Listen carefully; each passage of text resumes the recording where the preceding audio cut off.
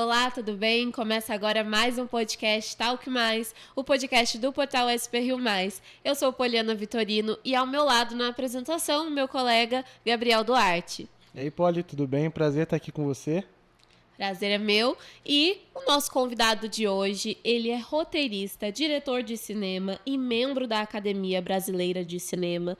Já tem 2 prêmios na área e também outros diversos prêmios na área de publicidade. Tem as suas iniciativas também para incentivar a produção cinematográfica aqui na nossa região. É o Eduardo Spinelli. Seja bem-vindo. Olá, tudo bem? Estou muito feliz de estar aqui hoje. Agradeço o convite já a todos vocês aí da SP Rio Mais. E estou muito feliz de estar aqui no Talk Mais. Aí. Acho que a gente vai ter uma conversa bem bacana de um assunto que acredito que nós 3 gostamos muito, que é cinema. Sim, e quem não gosta, né? E nós temos visto aí na nossa região iniciativas têm começado a surgir por parte, né, da prefeitura. No caso de São José, foi a primeira iniciativa da nossa região a formar uma comitiva para incentivar o cinema aí na cidade, mas não impede, né, que outras prefeituras também criem suas iniciativas. Então a gente quer saber de você, se você enxerga com bons olhos essa iniciativa, se o que falta ainda, né, para o cinema começar a despontar ainda mais na nossa região. Ó, Poliana, eu vejo essa iniciativa da Film Commission aqui em São José dos Campos com ótimos olhos, porque eu acho que toda iniciativa que envolve o audiovisual aqui é bem-vinda e é válida, né? Teve já o pontapé inicial, né? Foi lançado oficialmente, já tem o site já. Mas eu acho que agora o próximo passo é ter um diálogo melhor do poder público, no caso a Prefeitura de São José dos Campos, com os artistas, com a classe dos produtores audiovisuais, para que estejam bem alinhados, né? Porque assim, foi a iniciativa, a Prefeitura lançou, obviamente, como é natural, tiveram críticas, mas eu acho que agora é o momento de todo mundo estar aberto ao diálogo e conversar. E como eu falei que eu vejo com bons olhos, porque assim, eu trabalho muito em São José dos Campos, em Taubaté, eu sou caçapavense, mas assim, como eu já morei aqui, já tive empresa em Taubaté, eu falo que eu sou do Vale do Paraíba. Hoje eu represento um pouco o Vale.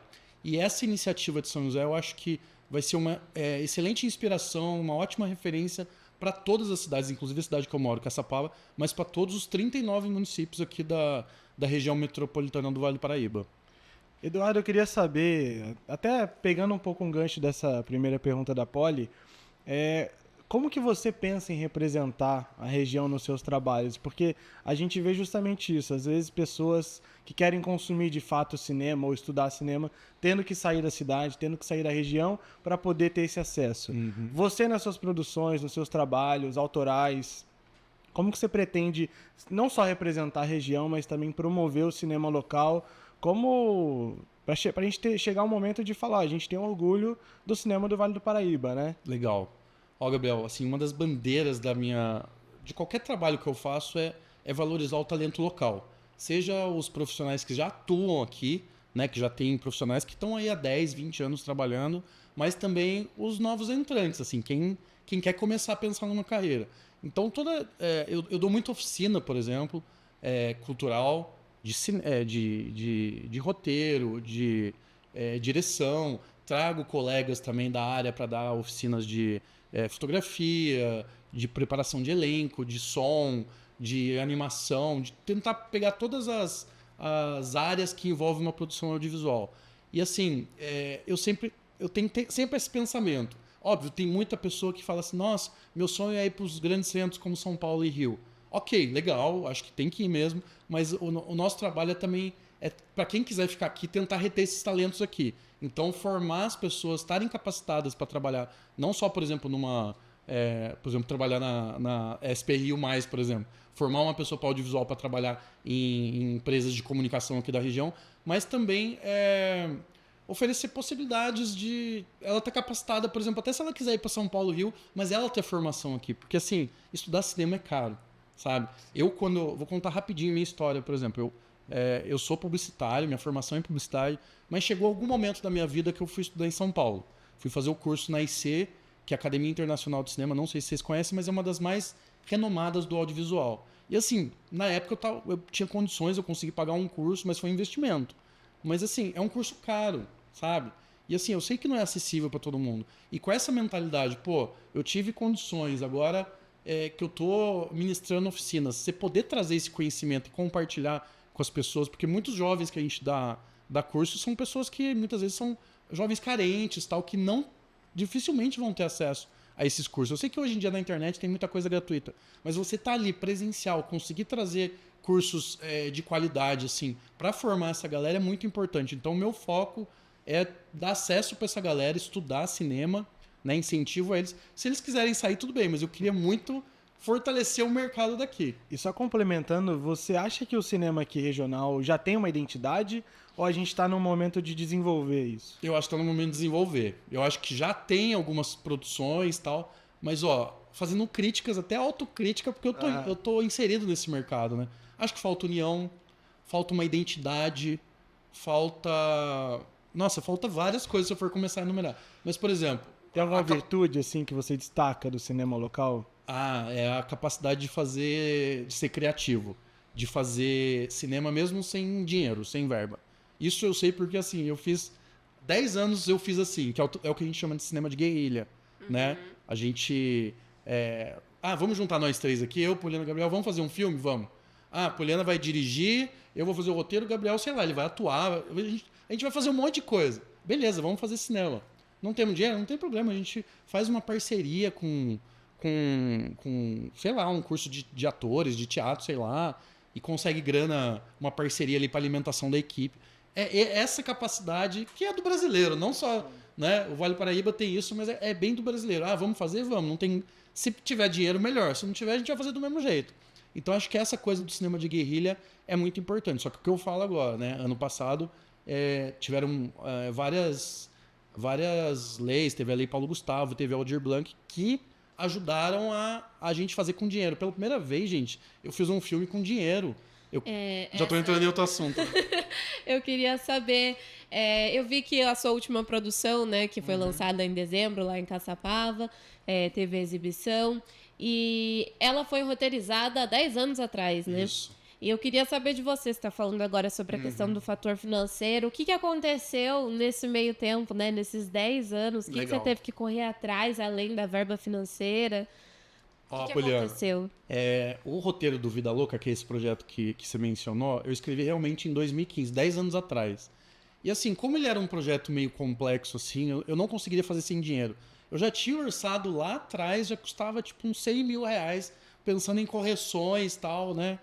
Monetárias e tal. Mas assim, para mim era inviável, eu não conseguiria fazer. Mesmo que fosse na guerrilha, naquele momento eu não conseguiria.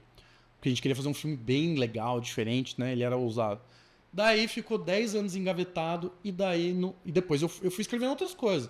Escrevi roteiro para amiga que é diretora, fiz assistência de direção e fui aprendendo assim, aprendendo fazendo, né? Não só aprendendo fazendo oficinas, tal, mas estudando cinema, mas aprendendo fazendo lá e fazendo de tudo, batendo claquete, segurando o bom lá do som, tudo.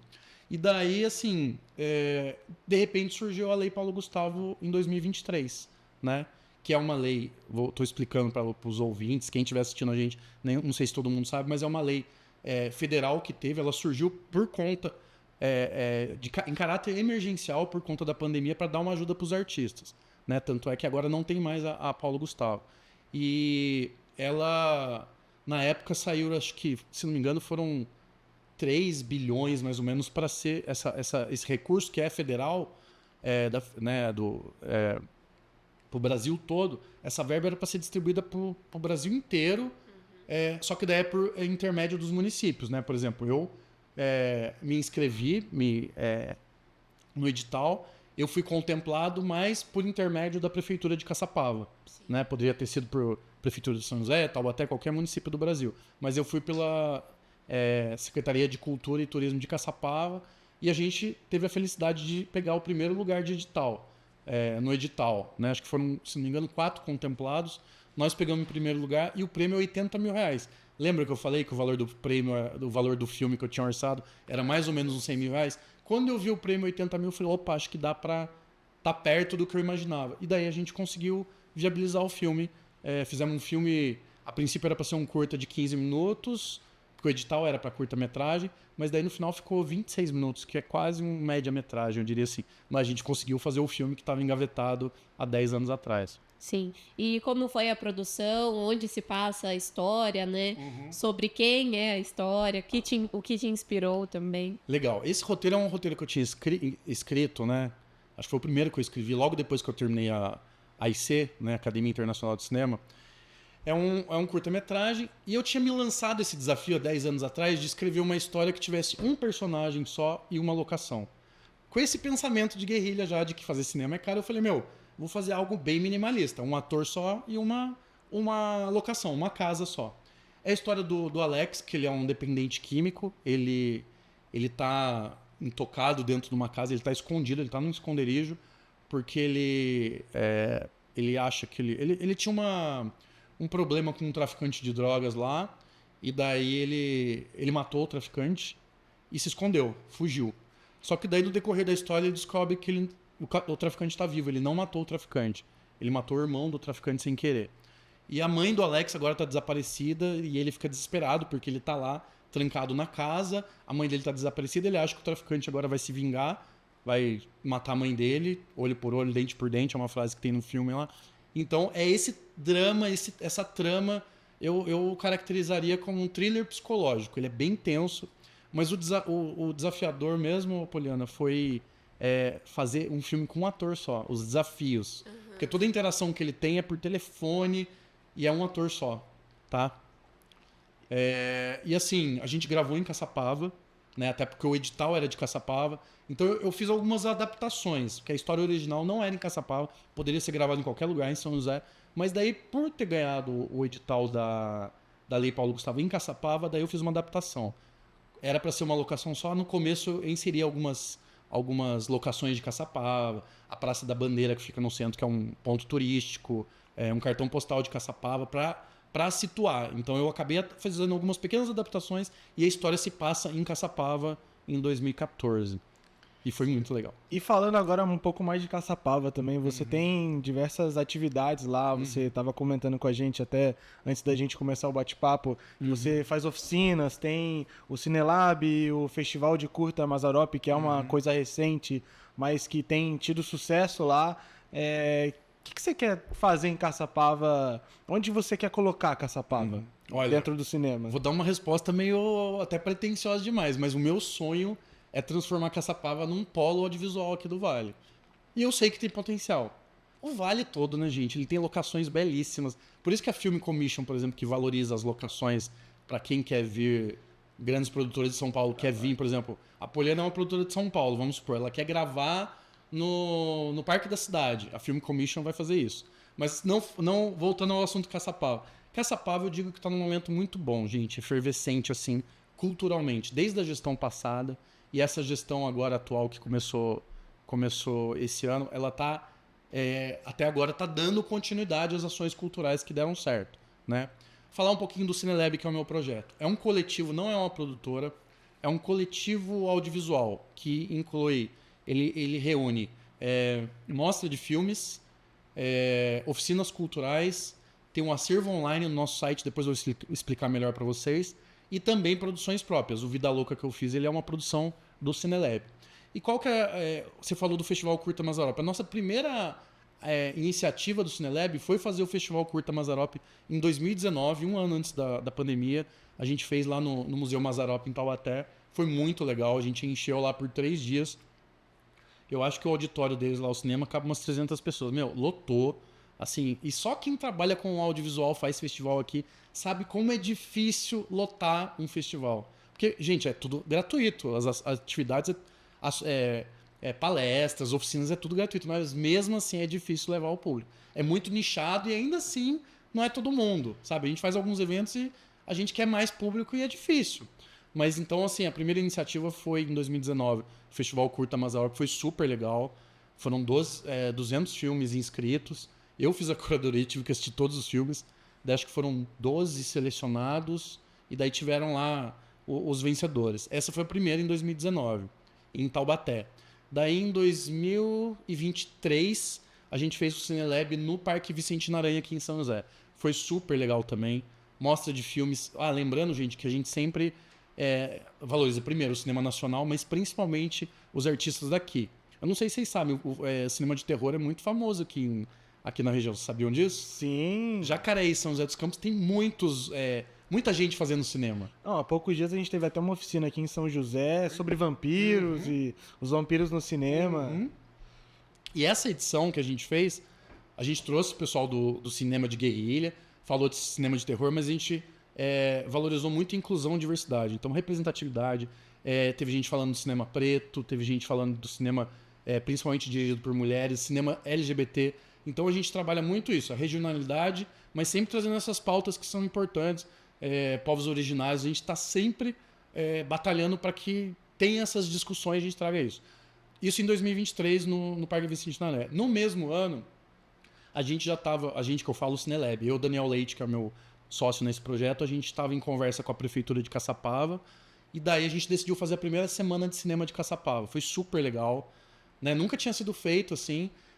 Tem um projeto que é muito legal, gente, que foi até uma ideia das meninas lá da Secretaria, que é o Cine Circula, que é você levar para os bares da cidade exibição de filmes. Isso foi essa ação, por incrível que pareça, que mais deu certo. Você vai pro bar, daí você fica lá tomando uma cervejinha e tal, relaxando com os amigos e assiste um filme. A gente fecha a rua, né, com a ajuda da prefeitura, tudo com a parte lá do trânsito e tal. Fecha a rua, bota um telão lá, bota umas cadeirinhas e faz exibição de filme e rodada de conversa. Muito legal. Deu certo em 2023 e ano passado a gente repetiu e foi... E cada vez, eu brinco que é trabalho de formiguinha. Você criar público, criar quórum para ter pessoas participando das oficinas e tal, é um trabalho de formiguinha. Você não pode desistir. Não, e também queria saber a sua visão, porque acho que as pessoas estão acostumadas a consumir coisas de grande orçamento, produções muito grandes. O que interessa ao público, na maior parte das vezes, é justamente isso. Eu não quero ir pro cinema ver um filme de baixo orçamento, um filme daqui. Por mais que a história seja interessante, seja bem produzido, como lidar com isso? Como atrair o público o público que pensa dessa maneira? Como mudar essa visão? É uma visão que está há muito tempo arraigada, né? Pra você ter uma ideia, brasileiro ainda não gosta de filme brasileiro. Esse é um grande problema, né? Então, assim, a gente está mudando. Isso não é só no Vale do Paraíba, gente. É uma coisa do Brasil todo. A questão, por exemplo, do Ainda Estou Aqui, o filme lá do Walter Salles, que a gente, né, com a Fernanda Torres, que a gente ganhou Oscar de melhor filme estrangeiro esse ano, tá mudando um pouco. Por causa disso, teve um boom, assim, sabe? Foi muito bom, né? Final de 2024, 2025. Então, assim, tá mudando um pouco, porque ainda tem aquela mentalidade, eu vou no cinema só pra assistir filme da Marvel, só pra assistir filme hollywoodiano e tal, e filme brasileiro ainda não tem tanta entrada, né? Tanta saída, assim, né, o número de salas não é o mesmo e tal, mas porque o público ainda tem, mas isso a gente tá quebrando, sabe? Agora, imagina vocês, se é difícil levar as pessoas pra assistir filme brasileiro, filme que foi indicado a Oscar, inclusive, e ganhou o Oscar, inclusive. Imagina os filmes dos artistas daqui. É mais complicado ainda. Por isso que é importante essas iniciativas, da gente fazer Semana do Cinema, valorizar os artistas de Pinda, Taubaté, São José, Caçapava, Vale Histórico lá. Porque um dos nossos trabalhos, Gabriel, é mapear onde está essa galera. Porque a gente sabe que tem. Eu acho que toda cidade, pelo menos, deve ter alguém. Dos 39 municípios do Vale, deve ter pelo menos um ou uma pessoa fazendo audiovisual. Só que o nosso trabalho também com o Cinelab é mapear essa galera. Quem são, sabe? Onde estão essas pessoas, em qual cidade. Às vezes pode estar mais... Opa, desculpa, bati na câmera. Às vezes pode estar mais concentrado em determinada cidade ou região. E o que elas fazem? São roteiristas, são diretores, pra gente saber. Porque a hora que a gente vai contratar, por exemplo, a gente precisa... ter completa noção, né? Por isso que esse mapeamento é importante. E você está por dentro, então dessa análise do mercado. O que você chegou a alguma conclusão nova que talvez você não tivesse depois de fazer esse mapeamento?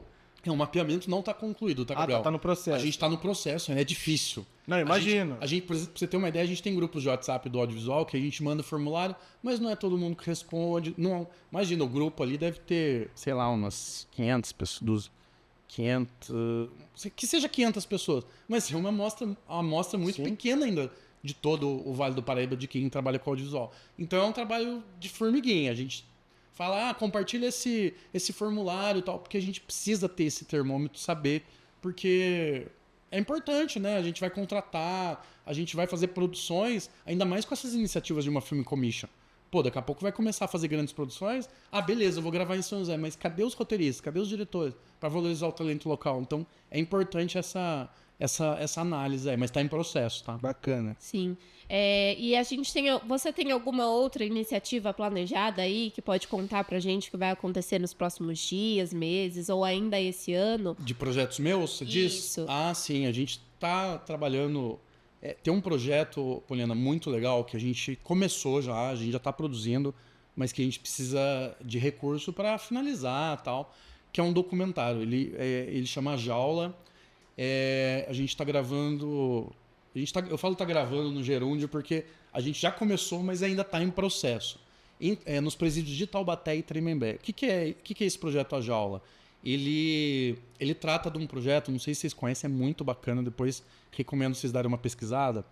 É um projeto de ressocialização de detentos que tem lá. Como é que funciona? Alguns detentos que estão nesses presídios, em regime semiaberto, que querem, às vezes... porque imagina, você está preso lá, você quer alguma ocupação.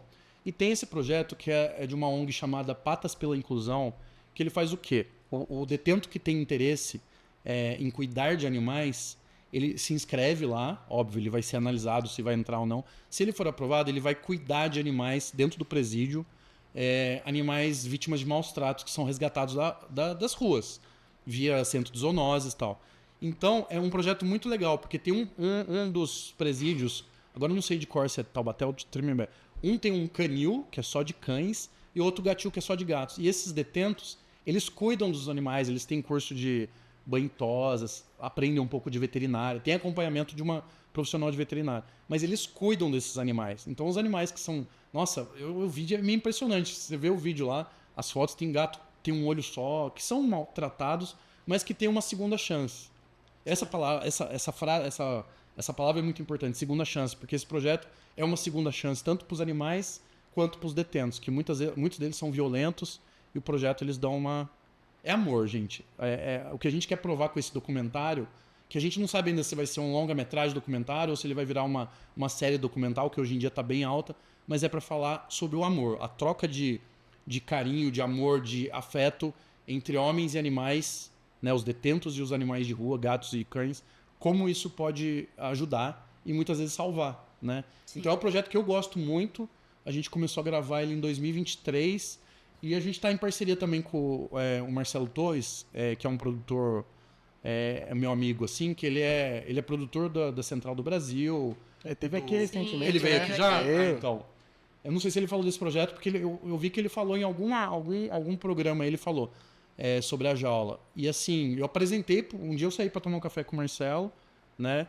E falei, Marcelo, tem esse projeto. Ele se encantou, né? O Marcelo é um cara muito humanista, assim, ele gosta de causas sociais e tal.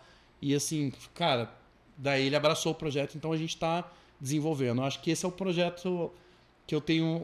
eu gosto muito de, né, o Vida Louca, tem vários projetos que eu gosto muito. A parte de oficinas para as pessoas, para os jovens carentes, assim, tudo me toca. Agora, esse é o projeto da vez, assim, nossa, você ouve as histórias, a sociedade ainda tem muito preconceito, sabe? Contra a população carcerária, né? Gosta dos animais de rua, mas ainda tem preconceito contra... Olha que coisa, mas tem preconceito ainda contra os detentos, contra seres humanos. Então, acho que esse projeto é um pouco para quebrar esse preconceito, para desmistificar essa coisa, tal. E a gente está muito feliz. E eu não sei ainda quando a gente vai fazer, porque a gente precisa dos recursos, estamos inscrevendo ele em alguns editais, aí fundo setorial audiovisual, enfim, tentando contemplar. A gente vai fazer, como eu falei para você, Gabriel, desculpa. Gabriel, a gente vai fazer mesmo que a gente faça sem grana. Essa é a nossa mentalidade, como eu falei. A galera da guerrilha é assim. Mas se tiver grana, como foi o caso que a gente conseguiu fazer o filme da Lei Paulo Gustavo, melhor. Porque daí eu consigo pagar com dignidade.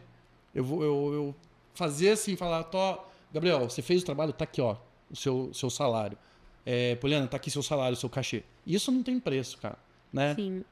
E falando agora, no ano passado, né, você entrou para a Academia Brasileira de Cinema. Você tem só, né, outra pessoa, são só 2 pessoas no Vale do Paraíba que fazem parte da academia. E o que isso representa para você? Olha, eu fiquei muito feliz, né? Não esperava assim esse convite, mas abracei com muito carinho, muita gratidão, porque eu acho importante assim a gente estar próximo da academia, né? Ter alguém do Vale do Paraíba lá representando, alguém que é diretor de filme tá lá, né? Participa lá da votação, tem acesso aos filmes que vão participar, né? Eu não faz nem um ano que eu tô lá ainda, tá, Poliana? Então, assim, eu ainda tô entendendo, mas, assim, foi muito legal, porque, assim, tem indicação, obviamente, tem né, o network nesse momento ajuda muito, mas eles avaliam. Tem pessoas que eu conheço que tentaram entrar e não conseguiram, não sei por qual critério, mas, assim, eles avaliam portfólio, festivais, premiações. Acho que agora eu tô falando um pouco da minha cabeça, acho que é articulação. Eu sou um cara que tá muito articulado, participo muito de eventos, tanto aqui na região quanto fora, então acho que tudo isso eles devem levar em consideração. Mas eu estou muito feliz, assim, eu quero fazer melhor essa interlocução, mediar um pouco essa questão, né? A academia é lá do Rio, né? O Prêmio Grande Otelo, que é da academia, ele é realizado no Rio de Janeiro, mas eu quero aproximar um pouco, estreitar essa coisa do Vale do Paraíba, né? Que é interior de São Paulo, com o grande centro lá. E eu entrei no ano passado, eu acabei de entrar e já teve a edição de 2024 do Prêmio Grande Otelo, que até o ano anterior acho que chamava Grande Prêmio do Cinema Brasileiro, alguma coisa assim. Mas desde o ano passado a presidente, que é a Renata lá, ela fez um discurso super bonito falando que a partir de 2024 o prêmio passaria a chamar Grande Otelo, né? Porque o Grande Otelo foi um ícone, assim, né? Ele é um cara que fez muito pelo cinema, né? Ele foi desde das chanchadas até o cinema novo lá do Glauber Rocha e tal. Então, assim, eu achei muito bonita essa homenagem de ter o nome dele nesse prêmio. E eu tô muito feliz, assim, Poliana. Eu acho que eu vejo com bons olhos, não só para mim, óbvio que para mim, como pessoa, é importante estar lá, é legal, é bacana ir lá. Nossa, ano passado eu fui lá, eu vi meus ídolos lá. Tava o Walter Lima Jr., tava o Cacá Diegues, imagina, o Antônio Pitanga, que é o pai da Camila Pitanga, que é um ícone do cinema nacional, o Otton Bastos, do Central do Brasil. Então, ver esses caras ali, sabe? Tipo, os caras estavam numas cadeiras na minha frente. Eu falei, meu Deus, é uma realização. Eu me senti, sabe, a realização de criança, assim. Porque só pra fazer um parênteses, eu gosto de cinema desde que eu era criança. Eu sempre gostei. Anos 80 eu pegava aquelas câmeras, fazia meus filmes e tal, mesmo sem saber. E só que depois eu fui para um outro caminho, eu me formei em publicidade e tal, me afastei um pouco do cinema. Daí, quando em 2014 eu decidi fazer esse curso de roteiro da Academia Internacional de Cinema, daí despertou esse cineasta que estava latente, que estava guardado, dormindo ali, ele despertou. E você falou agora pra gente do Prêmio Grande Otelo, você como membro da academia integra o júri. Uhum. Eu queria saber como que é estar na posição de crítico. Olha, difícil, viu? Porque tem muito filme lá, muito filme bom. Eu não sei nem se eu vou dar conta de assistir, porque é muita coisa. Inclusive, no último Oscar foi meio polêmica, né? Porque falaram que muitos dos críticos, dos membros da academia, não assistiam a todos os filmes, né? Agora é obrigatório, né? Agora se torna obrigatório. Então você tá com essa missão, né? É legal você ter tocado isso, porque assim, a Academia Brasileira de Cinema, não sei se todo mundo sabe, quem está nos ouvindo aí, quem está nos assistindo, é a única entidade brasileira que é autorizada, credenciada pela Academia de Artes e Ciências Cinematográficas de Hollywood, que é quem faz o Oscar, é a única autorizada no Brasil a indicar o filme brasileiro que vai participar do Oscar, que vai concorrer ao Oscar. Então, imagina a responsabilidade disso. Sim. Né? Então, assim, eu tô assistindo na medida do possível, porque eu tenho tanta coisa lá, né, dos meus afazeres, mas... e sim, gente, categoria longa-metragem, ficção, tem longa-metragem documentário, tem séries, assim, então é muita coisa. Mas, assim, essa questão do Oscar aí, eu acho importante, sim, eu acho que... Imagina, as pessoas que votam lá, elas têm que assistir tudo, né? Sim. Agora eu tô fazendo minha culpa também. Eu vou votar, eu também preciso assistir tudo. Não sei se eu vou ter tempo, não sei que tempo que eu vou arranjar. Mas eu acho importante começar a ter isso aí, pra evitar politicagem, sabe? Evitar qualquer coisa. Não dá margem pra alguma consideração. Falar, você votou em tal filme, mas você não assistiu, né? Eu com certeza vou votar nos que eu assisti. Uma coisa que eu não vou fazer é votar num filme que eu não sei o que é e tal. E nesse processo todo, você separa profissão do prazer, do hobby, da satisfação em assistir cinema? Se torna de alguma maneira cansativo? Como que você lida? Pra mim é sempre Cansa prazeroso. assistir filme em algum momento? Pra mim é sempre prazeroso. Eu brinco assim que às vezes eu quero relaxar, sabe? Eu vou assistir um filme que seja um filme leve, nem é um filme tão cult, tão, né? Um filme que iria pra Cannes, nada assim. Um filme, mas é difícil virar chavinha de apenas espectador e de crítico. Eu assisto, óbvio que eu sempre vou. E se eu gosto de um filme, gente, é muito engraçado. Eu assisto a primeira vez com esse olhar de público, assim. Vou assistir, vou ver se eu gosto, quero me emocionar, vou rir, vou chorar. Se eu gosto, daí a segunda vez eu falei, opa, agora eu vou assistir de novo. Mas daí às vezes até no streaming eu vou pausando para ver algum plano, algum enquadramento, algum diálogo que eu perdi, sabe? Então eu costumo fazer essa coisa. Mas respondendo a sua pergunta, eu não separo, cara. Não, mentira. A sua pergunta é sobre se eu separo quando eu vou analisar um filme, por exemplo... Não, mas no geral também, né? O modo de desligar a chavinha... O que eu tiro é meu gosto pessoal. Por exemplo, eu gosto mais de... Eu gosto de drama, eu gosto de thriller psicológico, eu não gosto muito de comédia. Eu faço comédia, eu tenho uma série de humor, depois se der tempo a gente pode até falar dela, mas eu gosto muito de drama. Mas eu tiro meu gosto pessoal. Se tiver um filme de terror lá, que não costuma ganhar muito festivais, difícil um filme de terror ser indicado ao Oscar. É muito raro, né? Acho que a academia ainda tem um pouco de preconceito contra isso.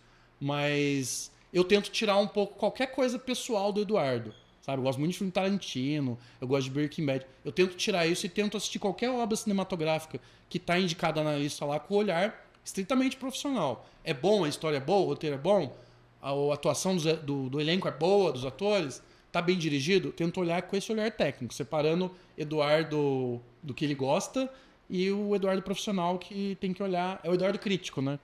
E falando sobre a edição de 2025 do Grande Otelo, acredito que na última semana, no final de abril aí, foram encerradas as inscrições, então provavelmente vocês já têm, né, a lista dos inscritos. Sim. Eu queria saber de você, se tem algum spoiler, por exemplo, de produções da região que possam ter se inscrito para premiação. Da região acho que não, porque é difícil entrar lá.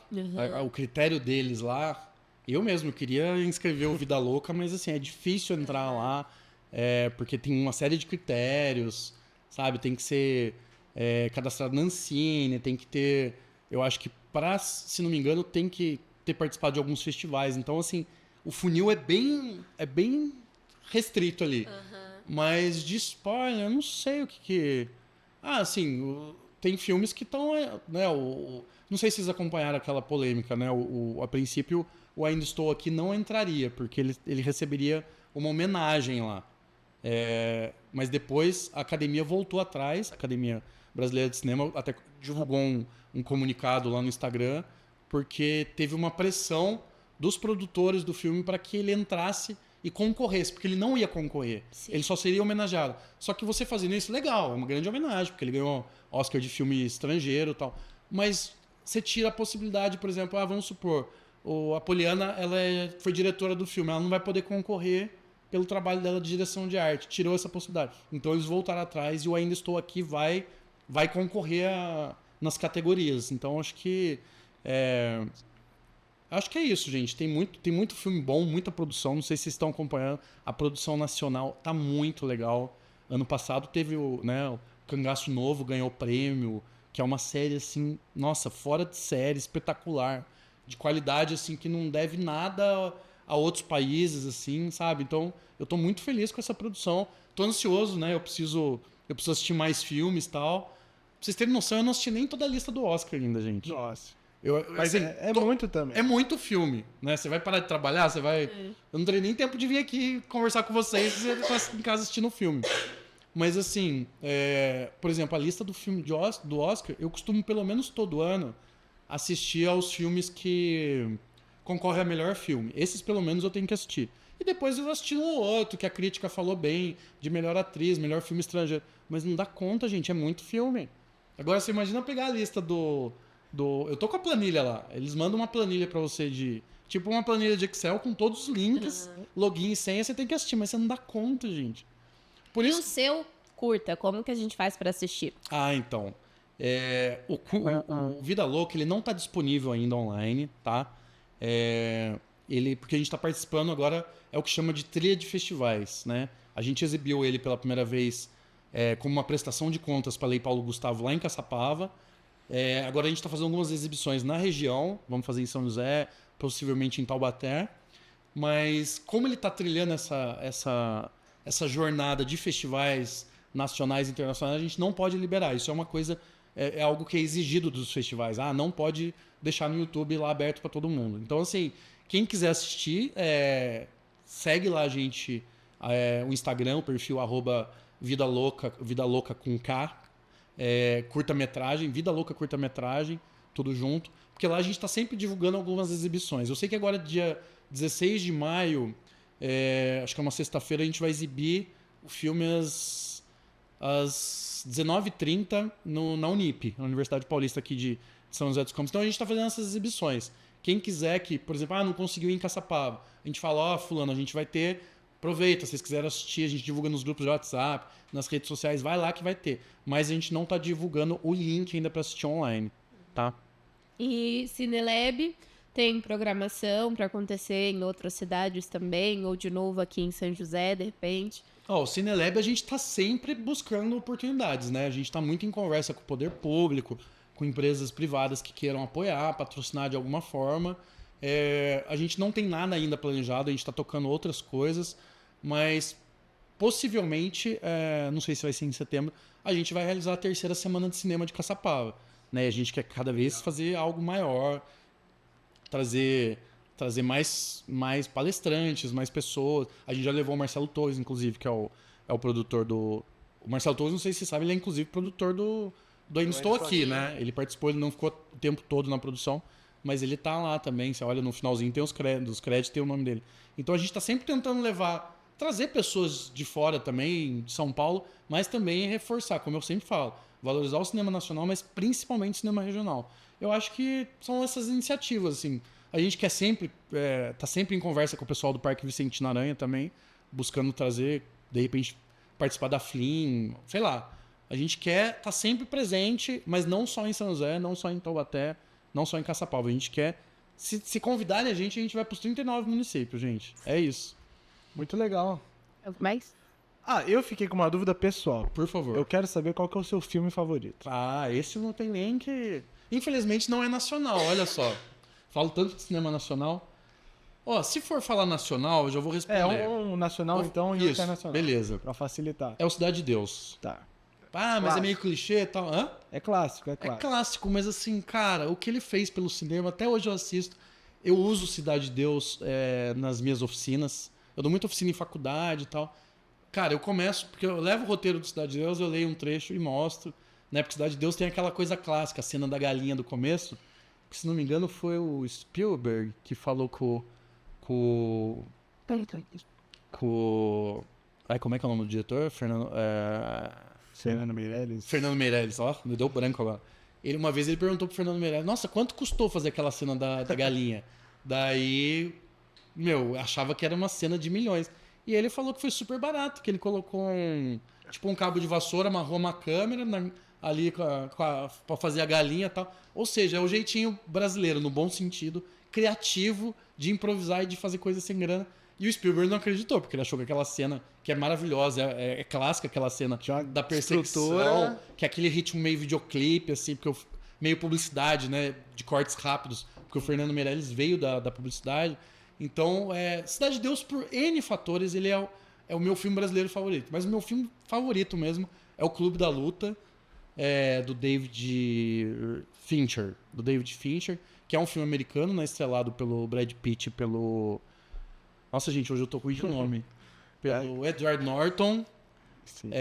Que assim, mudou minha vida. Eu assisti em 99 no cinema e eu saí do cinema. Ele pode não ser a melhor obra-prima que eu já assisti. Tem muitos, né? Tem o Godfather lá. Tem vários filmes legais, mas assim, o Clube da Luta ele me tocou. Às vezes você não consegue nem justificar né? O aspecto técnico, às vezes, nem Não, fala mas tão ele é bom alto, né? tecnicamente. Não, ele é também, bom, mas- ele é bom, a narrativa é boa. Ele tem uns baita plot twist lá, É. que é a reviravolta na história, a revelação e tal. Mas ele é um filme que. É porque, sabe, É por quê? sentimento, né? Sabe por que pega? Porque assim, muita gente. Eu lembro que na época o cinema foi polêmico e tal. O filme foi polêmico quando foi exibido no cinema. As pessoas achavam que ele era um filme sobre violência, sobre caras que se juntavam pra ficar se socando, mas não era. Aquilo ali era só um pano de fundo. Ele faz uma análise muito mais profunda sobre a existência humana, sobre o vazio do ser humano, principalmente do homem, sabe? Que tava meio perdido, assim, na virada... Acho que era na virada de milênio, né? De 99. Então, assim, pra mim ele traz muitas questões e até hoje. Eu já assisti mais de 10 vezes, assim. Então ele é o meu filme favorito. E série favorita, você nem perguntou, mas eu já vou dizer, é Breaking Bad. É bom também. Pelo amor de Deus, aquela lá é uma aula de cinema de todos os aspectos, cara. Roteiro, direção, atuação, tudo. Ela é impecável. E assim, ela terminou na hora certa, porque falam que às vezes a série fica meio... Vai alongando, vai alongando muito, até pra ganhar dinheiro, pra ter mais audiência, e ela se perde, fica ruim. Né? Lost aconteceu isso, várias outras séries. Mas Breaking Bad ele acabou, foram 5 temporadas só, acabou no tempo certo, no auge. Terminou no auge, acho que esse é o segredo. Então é isso. É isso. Ficam aí as indicações. As indicações, né? Exatamente. Cidade de Deus, Breaking Bad e Clube da Luta. Isso aí. Termina agora mais um podcast Talk Mais. Essa entrevista você confere no portal sprriomais.com.br e também nas demais plataformas de streaming. Até a próxima.